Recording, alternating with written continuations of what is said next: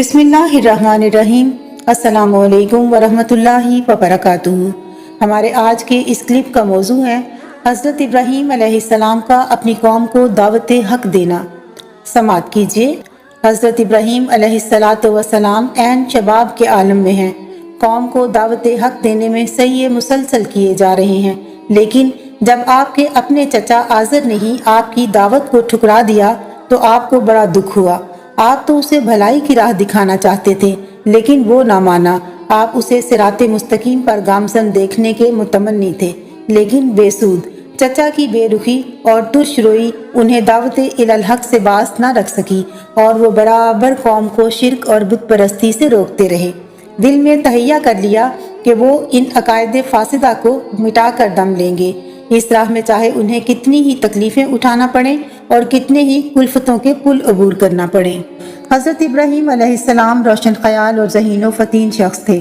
आपने फ़ौरन महसूस कर लिया कि लफ्ज़ी दलीलें और ज़बानी कट हुज्जती कितनी ही वाज़े और काते क्यों ना हो, इस बंजर ज़मीन में भलाई की फसल का सबब नहीं बन सकती।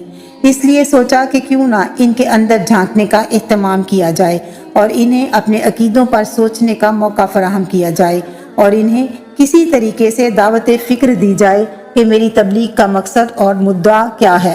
हो सकता है कि वो इस तरीके से सीधी राह पर आ जाएं और हट धर्मी और सरकशी की राह छोड़ दें। यूं हज़रत इब्राहीम अलैहिस्सलाम मुशरिकीन से मुबाहिसा और मनाजरा के रंग में बातचीत करते हैं।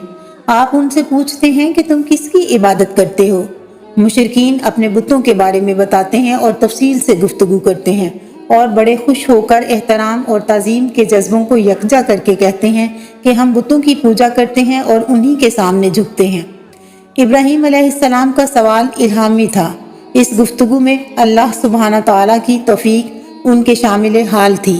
वो एक काजी थे जो मुजरिम से एतराफ़ जुर्म की कोशिश करता है और उसे गुनाह के इर्तिकाब के अक़दार पर उभारता है। इब्राहीम अलैहिस्सलाम इसीलिए तो उनका घेरा तंग कर रहे थे और सिर्फ इसी नुक्ता पर बारी बारी सवाल उठा रहे थे। वो जानते थे कि जब इन्हें यकीन हो जाएगा कि हमारा अकीदा बिल्कुल बोदा है और इसकी बुनियादें तो बिल्कुल कमज़ोर हैं और ये बुत परस्ती महज एक धोखा है, तो फिर वो अपनी दलील से उन्हें हकीकत से रोशनास कराएंगे।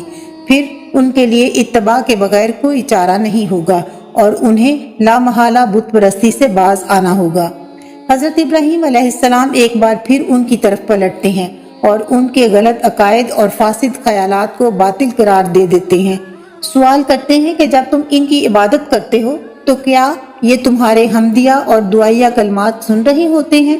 क्या जब तुम इनकी इताअत व फरमाबरदारी के लिए इनके बुतखानों में जाते हो तो ये तुम्हें देख लेते हैं? क्या इनमें नफ़ा और नुकसान की ताकत है भी? अंधी तकलीद भी क्या बुरी चीज़ है। ये दाम फरेब भी किस कदर हलाकत खेज है कि इंसान अपने अबाव अजदाद की पैरवी में हकीकतों को भुला दे और कुफ्र बुत परस्ती जैसा घनाउना जुर्म करने लगे। ये शैतान जालिम और फरेबी है। इसने अहले बाबिल को भी बुत परस्ती में गिरफ्तार कर रखा था और मूर्तियों की इबादत उनके दिलों में नक्श कर दी थी। वो उन बेजान पत्थरों के सामने सर खम करते और उन्हें अपना कारसाज यकीन करते। वो कितने कोट चश्म थे कि अपने हाथों से तराशीदा बुतों को खुदा समझ बैठे थे, बल्कि वो उस मजहब की मुआवनत पर कमर बस्ता थे और अहले हक से झगड़ते थे। ये बात किस कदर बेमानी और मज़े का खेज थी कि हमने अपने बाप दादाओं को इन्हीं का पुजारी पाया है। उन्हें एतराफ़ था कि ये बुत दुआ करने वाले की आवाज़ नहीं सुनते और किसी को नफ़ा और नुकसान नहीं दे सकते। उन्हें इस हकीकत से भी इनकार नहीं था कि उनके मजहब की अगर कोई बुनियाद है तो सिर्फ ये कि उन्होंने अपने आबाओ अजदाद को बुत परस्ती करते देखा है। महज पहले लोगों का अमल और उनके नज़रियात ही इस अमल की असास हैं। चूँकि वो असलाफ की अंधी तकलीद करते थे और उनके नज़रियात और अकायद के खिलाफ सोचना उनकी इज़्ज़त व तकरीम के मुनाफी समझते थे, इसलिए उनकी फ़िक्र बांझ और उनकी सोचें अपाहज होकर रह गई थी। इब्राहीम अलैहिस्सलाम ने फरमाया, बिलाशुबा तुम भी और तुम्हारे बाप दादा भी खुली गुमराही में मुब्तला रहे हो। वो झट बोल उठे, इब्राहीम तू हमारे बुतों की तनकीद से शान कर रहा है और उन्हें गालियां दे रहा है। क्या वाकई तेरा यही नजरिया है या तू खुश तबई की बातें कर रहा है? इब्राहीम अलैहिस्सलाम ने फरमाया, मैं ये बातें मजाकन नहीं कर रहा, बल्कि मैं संजीदगी से इनकी खुदाई का इनकार कर रहा हूँ। मैं तुम्हारे लिए अल्लाह ताला का दीन कवीम लेकर आया हूँ। मैं तुम्हारी हिदायत की जिम्मेदारी लेकर अल्लाह का रसूल बनकर हाजिर हुआ हूँ। मैं हक़ व सदाकत का पैगंबर हूँ। इबादत के लायक सिर्फ वो खुदा है जो ज़मीन और आसमानों को वजूद बख्शने वाला है, वो जो दुनिया व माफिया के उमूर की तदबीर कर रहा है और कायनात का इंतज़ाम व इंसराम फरमा रहा है। ये बुत जिनकी तुम इबादत करते हो वो तो अपने नफ़ा व नुकसान के भी मालिक नहीं, ये गूंगे पत्थर हैं, हकीर लकड़ी के टुकड़े हैं। तुम इनकी इबादत करना छोड़ दो, इनके सामने माथा रगड़ने से बाज आ जाओ, शैतान की चालों में और उसके धोखे में ना आओ।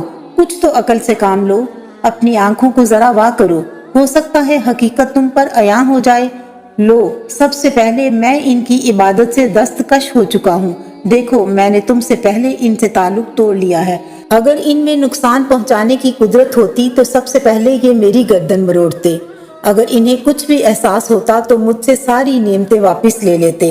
फिर आपने खूबसूरत अंदाज में अल्लाह की सनत गरी और कुदरत कामिला को बयान फरमाया ताकि उन्हें हकीकत हाल से आगाही हो और उन्हें पता चल सके कि आपके और उनके अकायद में कितना फ़र्क है। जिस खुदा की आप बात करते हैं और जिन खुदाओं की परस्तिश वो कर रहे हैं, दोनों में किस कदर फ़र्क और इम्तियाज़ है।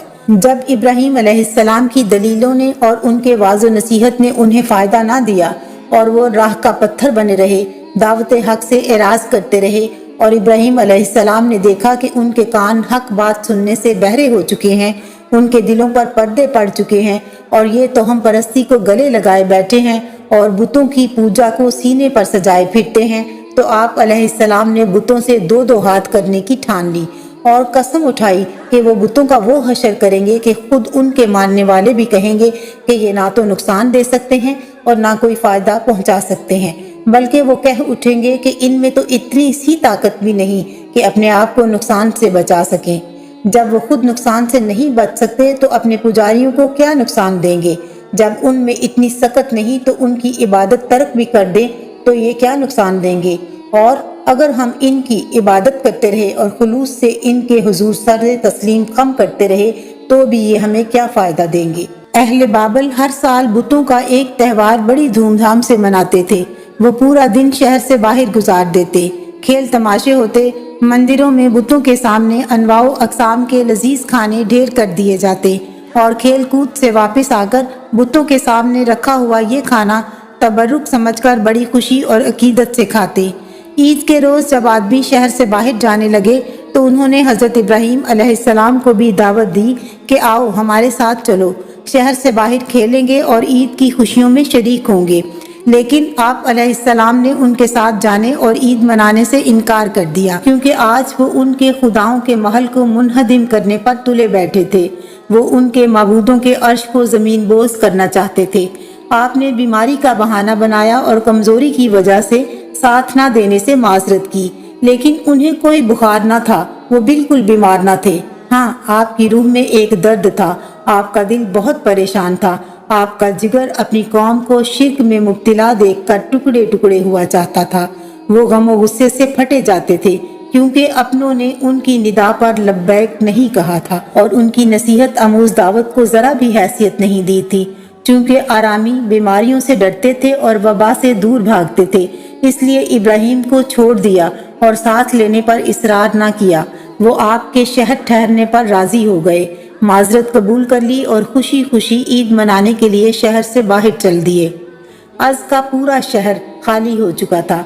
मर्दो जन, बूढ़े बच्चे सब ईद मनाने शहर से बाहर जा चुके थे। बुत खाना भी वीरान सुनसान पड़ा था। यहाँ भी कोई पुजारी और कोई पुरोहित मौजूद नहीं था। तमाम शहर से बाहर रंग रलियों में मसरूफ थे।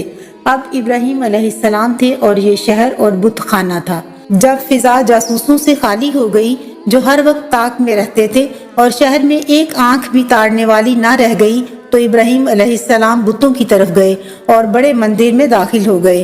क्या देखते हैं कि पूरा मंदिर मूर्तियों से भरा पड़ा है, हर तरफ बुत ही बुत हैं, उनके सामने ढेरों खाना पड़ा है। आपने नफरत और हकारत के लहजे में पूछा, क्या ये खाने नहीं खाओगे? लेकिन जवाब में सिर्फ खामोशी थी, एक लफ्ज़ भी बुतों की जुबान से अदा ना हो सका। आपने फरमाया, तुम बोलते क्यों नहीं? वो तो घड़े हुए पत्थर थे, क्या जवाब देते? तराशीदा लकड़ी के टुकड़े थे उन्हें क्या खबर कि कोई मुखातिब है। आप किसी भी तरीके से कौम की जहालत और तराशीदा बुतों की असलियत को वाज़ेह करना चाहते थे, इसलिए आपने मुक्कों और पाँव की ठोकरों की बारिश कर दी। ये दरअसल दीनी हमीयत थी और अल्लाह के गज़ो गज़ब की इंतहा थी।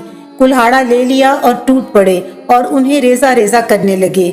उस वक्त तक कुल्हाड़ा चलाते रहे जब तक कि सब बुत टूट न गए, लेकिन बड़ा बुत अभी तक सलामत था। आपने उसे ना तोड़ा ताकि वो वापस आकर उससे पूछ सके कि बुत शिकनी की जसारत किसने की है, किसने माबुद आजम की बेहुरमती करके अपनी बदबख्ती को आवाज दी है। दर हकीकत इब्राहीम अलैहिस्सलाम उन्हें बावर कराना चाहते थे कि बुत बोल नहीं सकते और ना वो कुछ सोचने समझने की सलाहियत रखते हैं। उनमें तो अपने आप को बचाने की भी ताकत नहीं। उनका ख्याल था कि शायद वो राह रास्त पर आ जाएं और हट धर्मी को छोड़ दें। हजरत इब्राहीम अलैहिस्सलाम ने तमाम बुतों को रेजा रेजा कर दिया था। अब माबद में मूर्तियां नहीं बल्कि लकड़ी और पत्थर के टुकड़े बिखरे पड़े थे। आप माबद से बाहर निकल आए, बहुत खुश थे, दिल में सुकून और आंखों में ठंडक थी, क्योंकि आज उन्होंने आतिश कदाए शहर बुझा दिया था और शिरक व बुत परस्ती की बुनियादें उखेड़ डाली थी। घर जाकर बैठ गए कि देखें क्या होता है। इंतजार करने लगे कि क्या रद्द अमल का इजहार होता है, तीर निशाने पर लगता है या पूरी कौम की दुश्मनी का सामना करना पड़ता है। दिन गुजर चुका, लोग वापस शहर में पहुंच गए। जब बुतों की बिपता अपनी आंखों से देखी तो सख्ते में आ गए और पांव तले से जमीन सिरक गई। तमाम मूर्तियां टूट चुकी थीं, तमाम बुत बिखरे पड़े थे। एक दूसरे से पूछने लगे कि हमारे खुदाओं के साथ ये बदतमीजी किसने की है, वो तो यकीनन बड़ा जालिम शख्स है। एक शख्स ने बताया, सुना है इब्राहीम नामी एक नौजवान हमारे बुतों पर तनकीद करता है और इनकी इबादत के खिलाफ है। हो ना हो ये जिसारत उसी ने की होगी और उसी ने ये बुत तोड़े होंगे। जब उन्हें पता चला कि उनके खुदाओं पर दस्ते ततावुल किसने बुलंद किया है और उनके माबूदों को किसने तोड़ा है, तो करारदाद पास की कि उस शख्स को उतनी ही बड़ी सजा दी जाएगी जितने बड़े जुर्म का उसने इर्तिकाब किया है। पूरी कौम गैज़ो गज़ब से भड़क उठी और चीख चीख कर मुतालिबा करने लगे कि ऐसे बुत शिकन पर सरे आम मुकदमा चलाया जाए और पूछा जाए कि उसने ये जिसारत क्यों की, ताकि जुर्म साबित होने की सूरत में उससे कसास लिया जा सके। हजरत इब्राहीम भी तो यही चाहते थे कि पूरी कौम किसी एक जगह इकट्ठी हो ताकि वो इन तमाम के गलत अकीदे पर दलील कायम कर सकें और इनकी बुत परस्ती के बातिल होने की शहादत दे सकें। लोग जौक दर जौक एक मैदान में जमा होने लगे और ये इज्तिमा लम्हा बलम्हा बढ़ता चला गया। हर शख्स इब्राहीम से कसास लेने पर तुला हुआ था। हर शख्स की ये दिली तमन्ना थी कि इस बुत शिकन को सख्त से सख्त सजा दी जाए। मर्द ज़न की जुबान पर यही बात थी कि ऐसे मुजरिम को लोगों की आंखों के सामने सख्त सजा दी जाए, क्योंकि इंतकाम की आग को बुझाने का सिर्फ यही तरीका था। इसी में उनके दिलों का सुकून था और यही उनका मतमाए नज़र था। हज़रत इब्राहीम अलैहिस्सलाम को पकड़कर उस मजमाए आम में लाकर खड़ा कर दिया गया और लोगों के सामने उन पर जिरा शुरू कर दी गई। ये सब लोग इब्राहीम के दुश्मन थे। तमाम के दिलों में नफरतों और अदावतों के शोले भड़क रहे थे। आप पर सवाल हुआ, ए इब्राहीम, हमारे बुतों के हुजूर ये जसारत आपने की है? इसी वक्त का तो आपको इंतजार था, इसी मंजिल तक तो आप पहुंचना चाहते थे। आपने एक दूसरे रंग में बात करने की ठान ली। उन्हें घेर कर एक ऐसे नुक्ते पर ले आए जिस पर हुज्जत तमाम हो सकती थी और उम्मीद की जा सकती थी कि वो इस मुकाम से नहीं भाग सकेंगे और ज़रूर राह रास्त को पलट आएंगे। आपने फरमाया, बल्कि इनके बड़े ने ये हरकत की होगी, सो इनसे पूछो अगर ये गुफ्तगू की सकत रखते हों। क्या गजब की दलील थी। इस दलील ने उन्हें चौंका दिया और गफलत और बेखबरी की नींद से उन्हें जगाकर उनकी आंखें खोल दी। वो एक दूसरे को मलामत करने लगे और बेसाख्ता उनकी जुबान से निकला, हम भी कितने जालिम हैं कि इन खुदाओं को अकेला छोड़कर चले गए। ना कोई पहरेदार था और ना कोई रखवाला।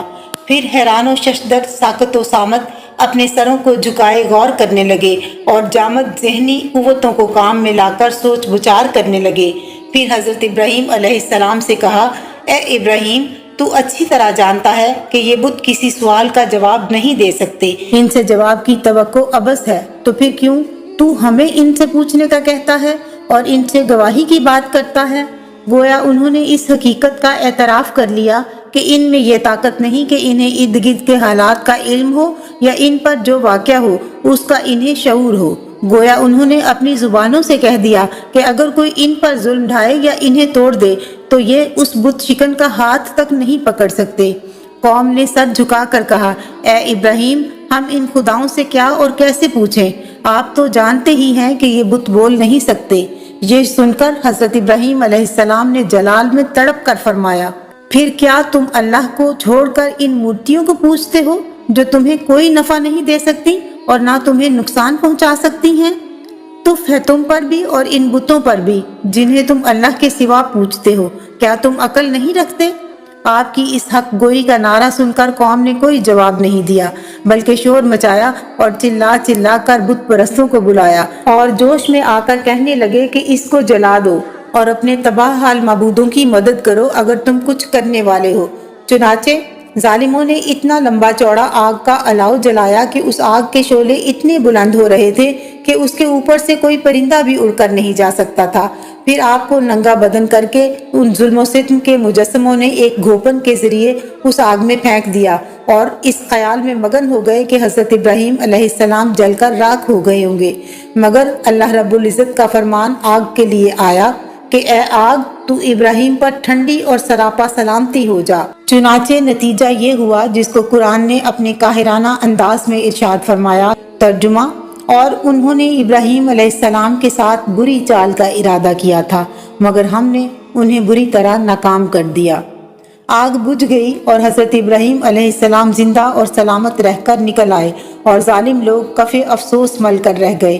اس واقعے سے ان لوگوں کو دلی تسلی ملتی ہے جو باطل کی طاغوتی طاقتوں کے بارے میں استقامت کا پہاڑ بن کر ڈٹ جاتے ہیں، اور اس قصے میں خصوصاً نوجوانوں کے لیے درس عبرت ہے کہ حضرت ابراہیم علیہ السلام نے اتنا عظیم کام اس وقت انجام دیا تھا جب سارے عذاب میں شباب کا لہو گردش کر رہا تھا۔ خدا ہمارے نوجوانوں کو بھی دین محمدی کے تحفظ و بقا کے لیے ایسی قربانیاں پیش کرنے کی توفیق مرحمت فرمائے۔